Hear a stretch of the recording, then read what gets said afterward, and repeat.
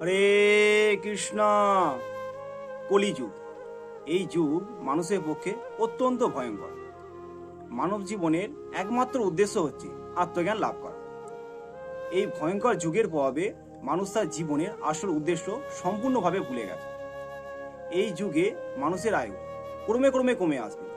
মানুষের স্মৃতি, সূক্ষ্ম অনুভূতি, বুদ্ধি, বল, যে সমস্ত সৎ গুণগুলি আছে সেগুলি ধীরে ধীরে নষ্ট হয়ে যাবে।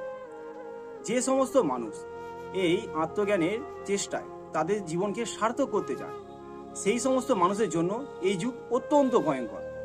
কিন্তু বর্তমানে মানুষ তাদের ইন্দ্রিয় তৃপ্তির প্রচেষ্টায় এতটাই ব্যস্ত যে আত্মজ্ঞান লাভের যে প্রয়োজনীয়তা তারা তা সম্পূর্ণরূপে বিস্মৃত হয়েছে।